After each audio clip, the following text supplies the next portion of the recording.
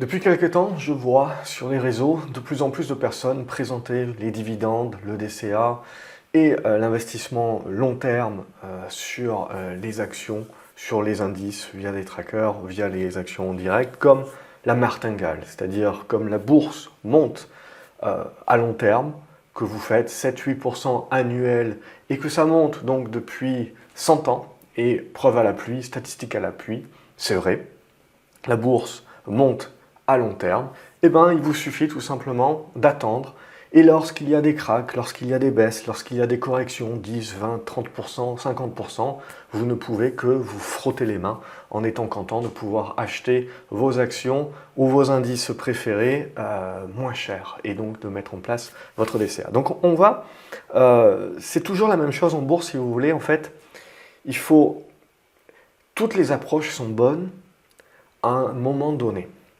Mais aucune approche n'est bonne tout le temps. Et ça, c'est important de bien le comprendre. Et donc, qui plus est, si on est vraiment dans une physionomie de vouloir investir à long terme, il est important de comprendre que sa stratégie va être bonne sur un certain cycle, mais qu'elle va devenir beaucoup plus compliquée pendant une certaine période. La problématique que l'on a, si vous voulez, c'est qu'on est en plein dans des biais psychologiques. Le biais psychologique qui est répandu ici, c'est en gros du biais de confirmation et du biais de poursuite de ce qui s'est passé dans le passé qui se poursuivra dans le futur. Alors moi, je suis quelqu'un de très positif, je suis un grand croyant à la créativité humaine. Je pense qu'il ne faut absolument pas parier contre la créativité humaine, puisqu'elle nous prouve, depuis Malthus, si on veut revenir en arrière justement sur un moment donné où on se disait que le progrès technique avait ses limites et que donc à un moment donné on avait une trop grosse population par rapport à ce qu'on était capable de produire à l'époque en alimentaire et que donc ça créait une crise. Et on a eu la révolution industrielle. Donc, si vous voulez, maintenant, au moment où on a à peu près les mêmes choses, où on est en passe de se dire que voilà, la productivité depuis 20 ans baisse, alors pas dans tous les milieux, mais même chose, la démographie, on ne cesse de nous rappeler que voilà, la population mondiale, ça y est, va décroître. Mais ce qu'il faut toujours se dire, c'est que si vous voulez, la population mondiale va continuer de croître, c'est dans certaines zones que vous avez une population vieillissante, mais dans d'autres zones, vous avez une population qui est très jeune. Donc après, ça va relancer des questions d'immigration, etc. Ça, je ne rentre pas dans les détails, mais pour la productivité, si vous voulez, on a compensé ces dernières années, ces dernières décennies, la baisse finalement de productivité et de main dans l'endettement. Donc, on a eu la capacité également de s'endetter, et donc de démultiplier également la croissance, les investissements et in fine les résultats des entreprises. C'est ça qui est important, puisque la bourse finalement n'est pas décorrélée de l'économie, la bourse est corrélée à l'économie, et même si à court terme il y a une inefficience claire et nette, à long terme on va suivre la courbe des profits. Et cette courbe des profits, eh ben, n'a cessé de croître. Et surtout, depuis le Covid, et en fait, on a d'abord un premier laps de temps depuis 2010-2011, et ensuite on a un deuxième laps, alors il y a eu 2015 aussi, et ensuite, depuis le Covid, on a une croissance exponentielle de ces profits. Donc je veux dire, la bourse n'est pas sur les niveaux où elle est actuellement, la bourse n'est pas justement dans des hausses comme elle est actuellement, pour rien. On a vraiment des entreprises qui ont su s'adapter à tout et surtout être réactives et rapidement. Donc c'est ça qu'il est important de bien comprendre aussi, c'est qu'aujourd'hui, plus que jamais, on a des entreprises, on a un monde économique qui évolue très rapidement, mais on a des entreprises donc qui sont très agiles et qui sont capables d'être réactives. Et celles qui ne le sont pas, on le voit, eh bien, passent de bons dossiers très rapidement à cancre et sont complètement laissées abandonnées si elles ne sont pas dans la capacité de pouvoir se recréer. Donc c'est ça qu'il faut bien comprendre aujourd'hui. Et donc la seule question à se poser, et la question première à se poser quand on est investisseur de long terme, c'est est-ce que l'on pense que la tendance de ces dernières années, donc au niveau de la productivité, au niveau de la croissance, etc., va perdurer la prochaine décennie. Est-ce que l'on pense que les 30 années de taux bas et de taux en décroissance que nous avons eues et qui ont permis différentes hausse d'actifs, que ce soit de l'immobilier, que ce soit de la bourse, que ce soit également du private equity, etc., va continuer? Ou est-ce qu'on est à un tournant où on est dans un monde qui va certes voir de la désinflation, mais qui va rester dans une inflation plus linéaire autour de 3-4%, et donc des taux certes qui vont rebaisser, mais qui vont rester plus élevés que ce que nous avons connu cette dernière décennie. Et donc à ce moment-là, est-ce qu'on est dans un monde où on est dans une rotation, c'est-à-dire qu'on ne peut plus valoriser la croissance aussi cher que ce qu'on l'a valorisé jusqu'à maintenant dans un monde de taux bas, et par contre, on va revaloriser peut-être des valeurs plus value, plus cycliques, avec des actifs tangibles qui sont capables de s'apprécier ou en tout cas de résister face à une inflation linéaire et qui ont des résultats aujourd'hui et pas dans le futur et pas demain. Donc je ne me mets plus ou je parie moins sur les résultats futurs, je paye moins les résultats futurs, je paye plus les résultats présents. Donc évidemment, les moins de 20 ans ne peuvent pas savoir, mais tous ceux qui ont commencé la bourse récemment ont une vue un petit peu étriquée, c'est-à-dire de tout ce qui s'est passé depuis 2010. Donc ils ne jurent que par les États-Unis, ils ne jurent que par les valeurs de croissance. Donc pour eux, tout ce qui est valeur cyclique, etc., c'est valoriser 3 fois les PER, 4 fois les PER, et ça bouge pas, c'est pas intéressant. Et tout ce qui est Europe, etc., ça sert à rien d'investir en Europe. J'ai déjà fait beaucoup de vidéos sur le sujet, donc je vais juste résumer la pensée. Mais l'idée, voilà, c'est de se dire, ça c'est vrai, très bien, ça a été vrai sur les 13-14 dernières années, mais c'était pas vrai sur le cycle d'avant. Et c'était pas vrai non plus sur le cycle encore avant. Vous avez en fait, si vous regardez sur ces 100 dernières années, vous avez des périodes cycliques justement où on va faire des rotations, on va privilégier des valeurs plus value cycliques, on va privilégier plus des valeurs de croissance. Il ne faut pas oublier qu'avant qu'on rentre dans ce cycle qui est extrêmement long, et c'est pour ça que le biais psychologique est tellement fort, c'est qu'on est sur quelque chose qui a duré 13 ans, et surtout avec le Covid, etc., à chaque fois on est rentré encore plus dans l'exponentiel. Donc ce qu'il faut bien se dire, c'est qu'on est pleinement justement dans ces questions-là, c'est de savoir est-ce que les tendances qui ont été mises en place ces dernières années vont se poursuivre et peuvent-elles se poursuivre au même rythme?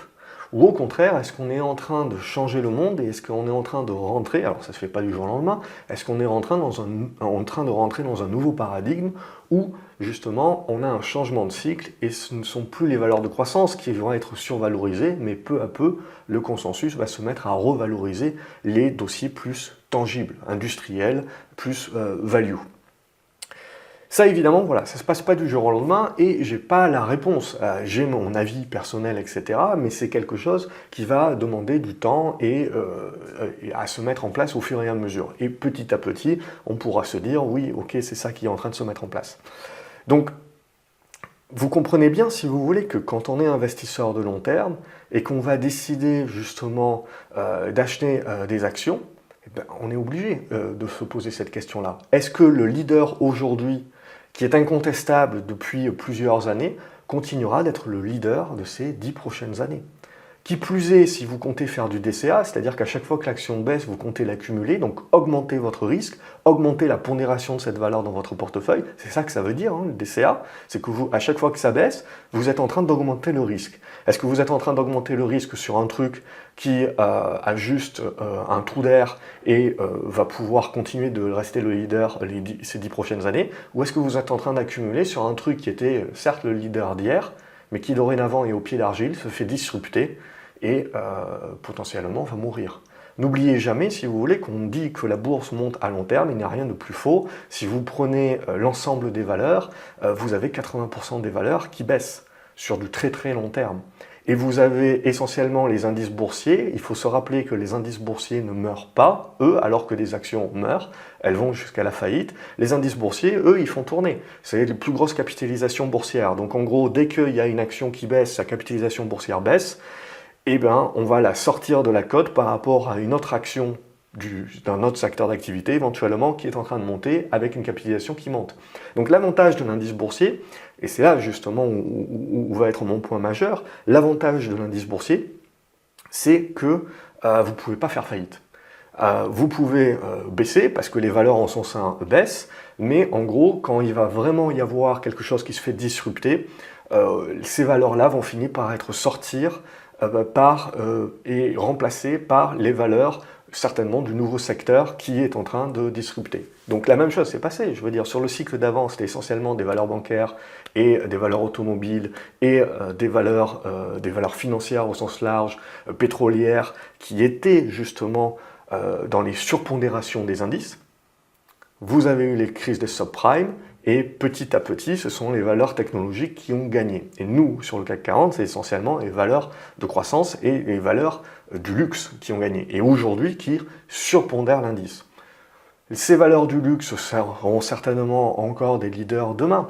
La question n'est pas là, mais la question c'est de savoir est-ce qu'elles vont pouvoir continuer de délivrer des résultats exponentielles comme actuellement, qui justifient donc leur valorisation aujourd'hui, ou est-ce que justement elles vont revenir, un retour à la moyenne, les profits vont revenir sur une moyenne long terme linéaire, et auquel cas, là on a été mal habitué à avoir des croissances à 10% sur les performances boursières, alors qu'annuellement c'est potentiellement du 6 ou 7%, et bien peut-être que ces prochaines années, il va falloir s'habituer à avoir du 3 ou 4, au lieu d'avoir du 10 et du 6 ou 7. Donc vous comprenez, c'est le retour à la moyenne, c'est-à-dire que vous avez une droite linéaire de croissance. Le Covid nous a fait complètement sortir par le haut et donc on a ce rattrapage, ce retour à la moyenne qui se fait. Sauf que ce retour à la moyenne, c'est comme pour les prix immobiliers, vous pouvez avoir un retour à la moyenne, mais c'est-à-dire que si vous prenez de la perspective et prenez de recul, c'est juste un retour à la moyenne. Mais pour autant, ça veut dire potentiellement 10, 15, 20% de baisse sur les prix. Donc ça, voilà, c'est l'idée. Donc du coup, on en revient. On a tout à fait le droit d'investir à long terme, je ne dis pas le contraire, et en effet, il y a beaucoup d'investisseurs qui s'en tireront beaucoup mieux de cette manière-là, à choisir des grosses capitalisations et à investir à long terme. Donc du coup, après, il y a investir à long terme et investir à long terme. Il y a DCA et DCA. Il y a choisir des actions à dividendes et choisir des actions à dividendes. La problématique, si vous voulez, c'est qu'on mélange tout et qu'il faut bien comprendre que justement, ce n'est pas si simple que ça. J'ai l'impression que la majorité des investisseurs qui s'intéressent à l'investissement en bourse via des dividendes, via du DCA et via du long terme, c'est juste parce qu'ils n'ont pas envie de se prendre la tête, qu'ils n'ont pas envie d'y passer beaucoup de temps et que du coup ils se disent que voilà, ils mettent ça sur pilote automatique et ça va bien se passer. La réponse est probablement non. Ça risque de mal se passer. Alors ça risque bien de se passer pendant quelques années, mais comme vous êtes sur du très long terme, à un moment donné, les cycles changent et c'est là où ça risque de moins bien se passer. Donc déjà, la première règle quand on fait de l'investissement long terme, c'est et qu'on veut faire du DCA, donc c'est-à-dire que on veut acheter soit de manière régulière sur un espace-temps, c'est-à-dire par mois, par trimestre, par année, on met un montant fixe, soit on va mettre un montant différent par baisse, c'est-à-dire qu'on sait que statistiquement, il y a souvent des baisses de 10%, il y a un petit peu moins souvent des baisses de 20%, il y a très peu souvent des baisses de 30%, voire plus. Donc en gros, ce que l'on veut, c'est que quand j'ai une baisse de 10%, j'ai un pécule que je vais allouer pour accumuler ma position. Quand ça baisse de 20%, j'ai un pécule un peu plus important. Et quand ça baisse de 30% et plus, j'ai un pécule beaucoup plus important.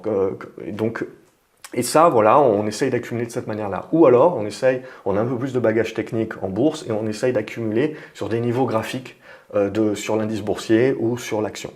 La problématique d'accumuler en DCA une action, c'est que si ce titre-là se fait disrupter, il y a fort à parier que vous l'aurez dans sa baisse déjà accumulé jusqu'à avoir une position très importante. Et donc, ça sera d'autant plus compliqué de sortir de cette position-là qu'elle représente une forte part de votre patrimoine et sur laquelle vous êtes déjà en moins-value importante. Et donc vous aurez tendance à ne pas croire que le titre est en train de se faire disrupter.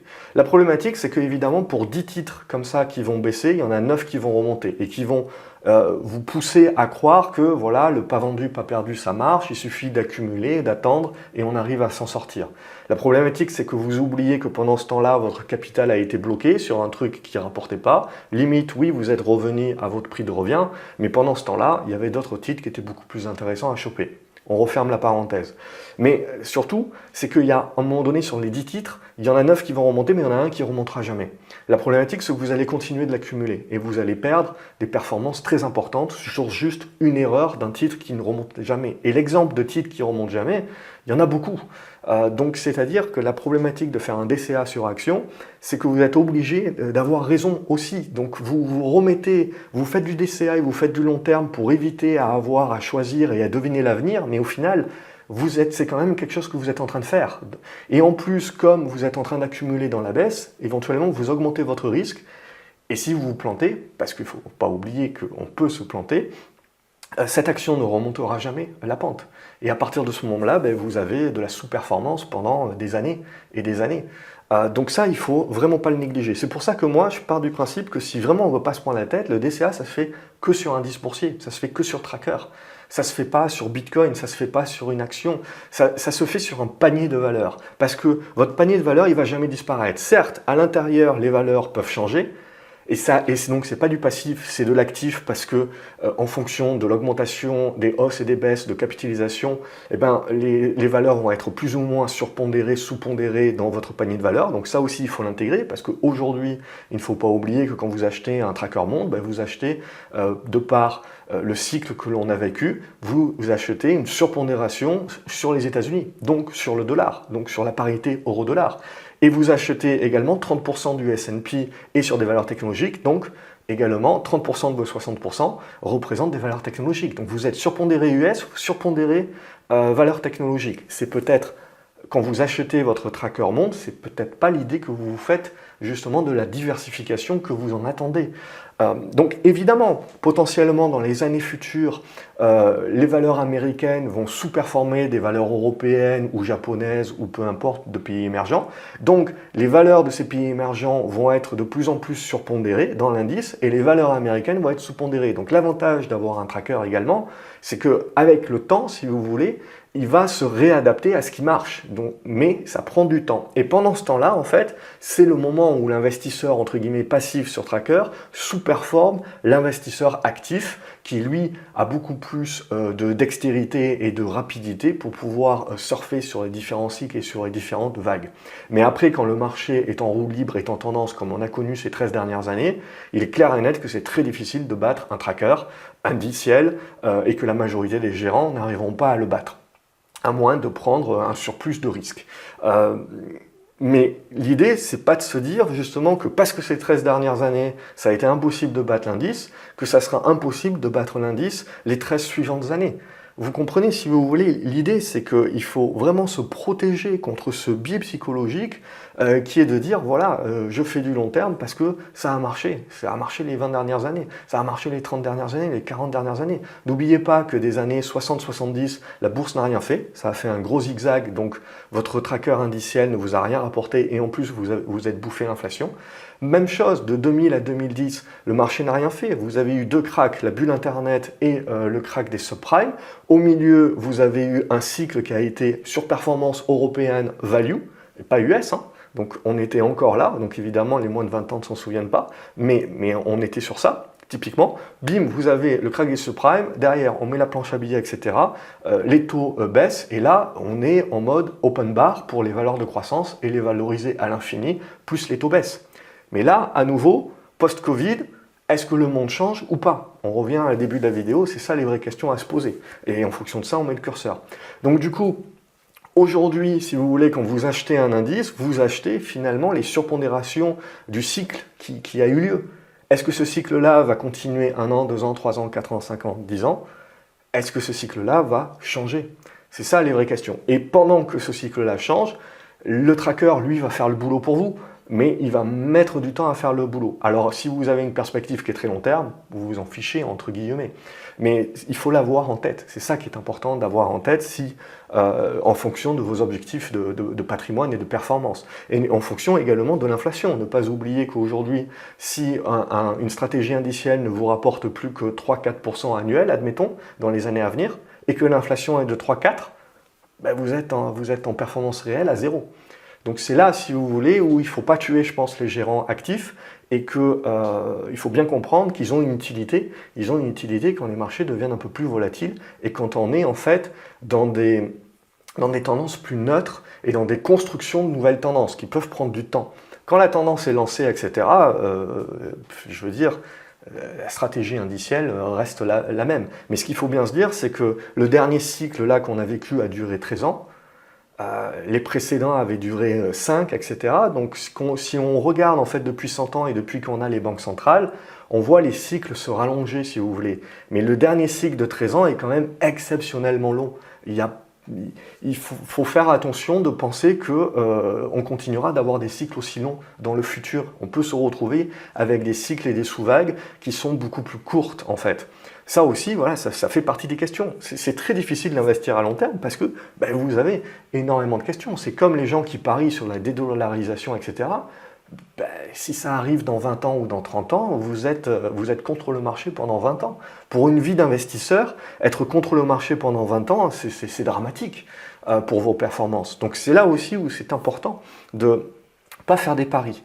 Et donc pour moi, si on est vraiment sur une stratégie long terme et qu'on ne s'y connaît pas et qu'on ne veut pas passer du temps, etc., pour moi, c'est du tracker en DCA sur niveau graphique ou par palier de baisse, 10, 20, 30%, comme je vous ai dit.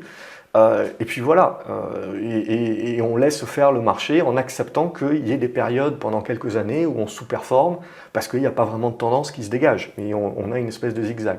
Mais donc du coup, pour moi, le DCA sur action, c'est très dangereux parce que si vous vous plantez, vous êtes en train d'accumuler une action qui était un ancien bon dossier, un ancien bon élève qui potentiellement va mourir. Et le problème où vous allez vous en rendre compte, c'est qu'on s'en rend toujours compte trop tard que finalement le mastodonte il est au pied d'argile. La même chose pour les dividendes.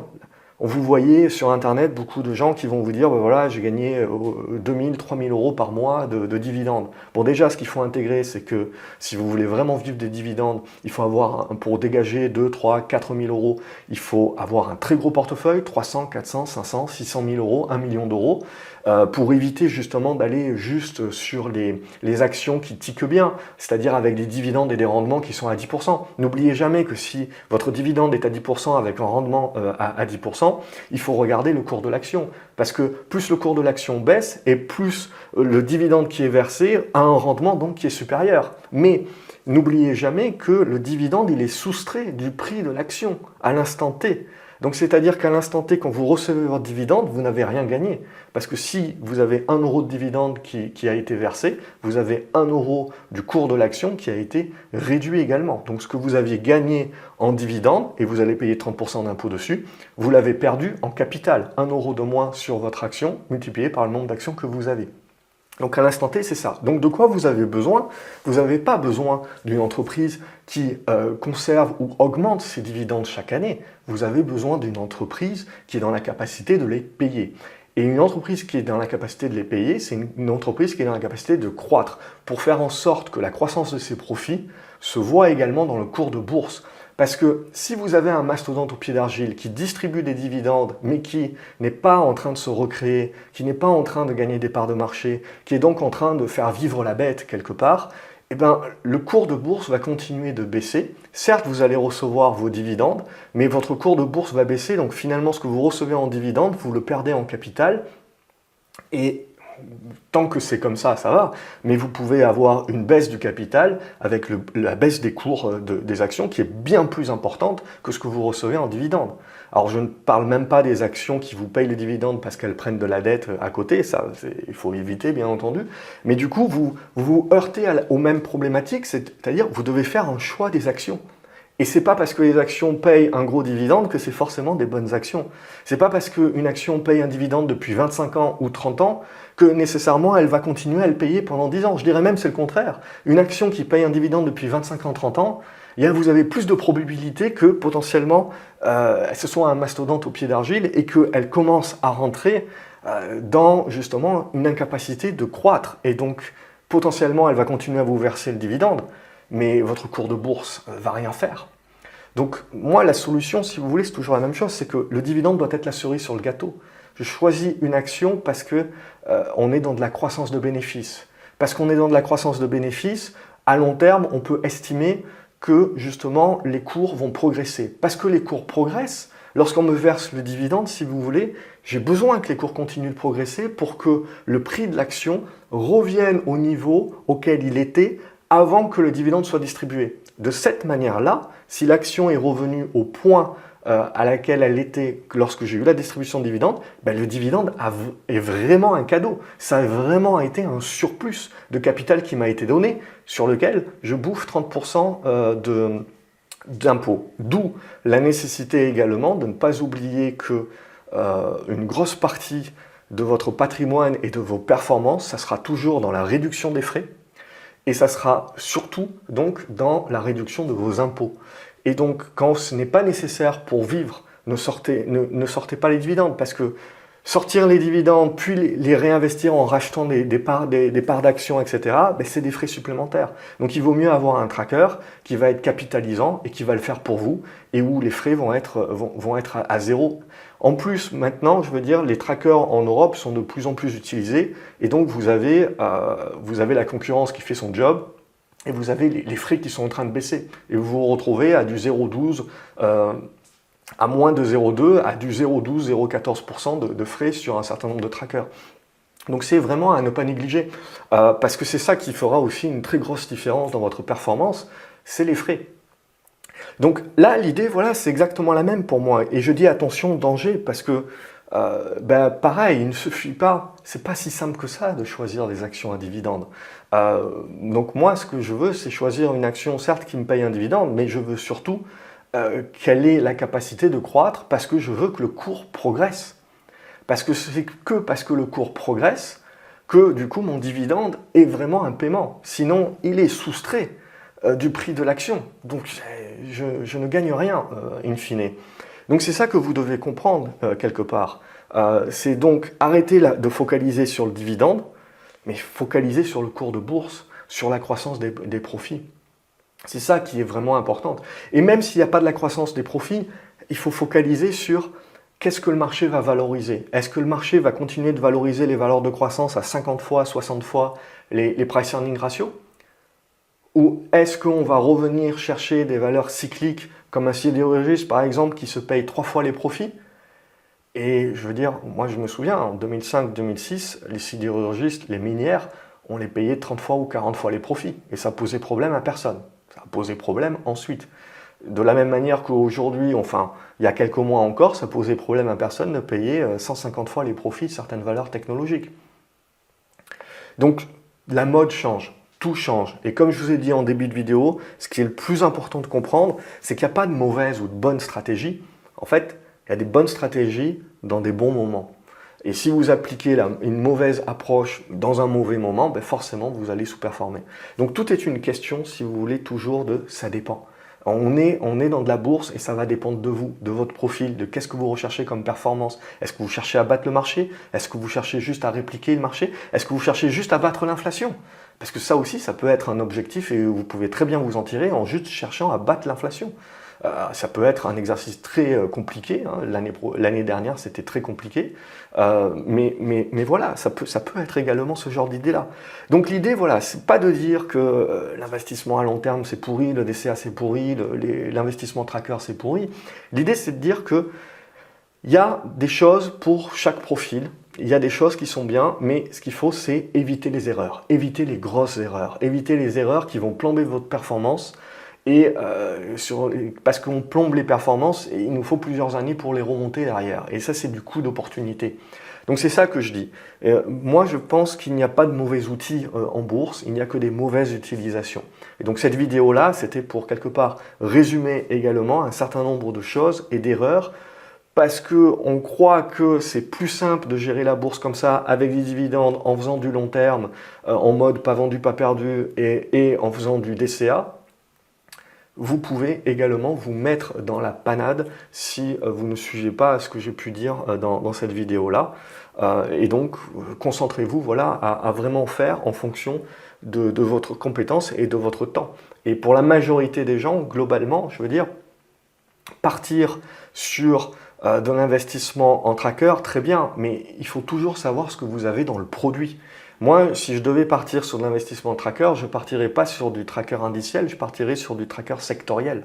Parce que de cette manière-là, je peux beaucoup mieux jouer les cycles, je peux beaucoup mieux jouer les pondérations à l'intérieur des différents secteurs d'activité. Et c'est moi qui vais gérer les pondérations dans mon portefeuille des différents secteurs d'activité. À l'intérieur de chaque secteur d'activité, il y aura des pondérations plus ou moins grosses sur un certain nombre d'actions. Et ça, c'est à vous de regarder. Mais faites toujours très attention, parce que quand vous pensez acheter un tracker qui est diversifié, comme un tracker monde, vous allez surpondérer une grosse partie de votre patrimoine dessus. En plus, vous allez faire du DCA, donc vous allez ne serait-ce que l'accumuler.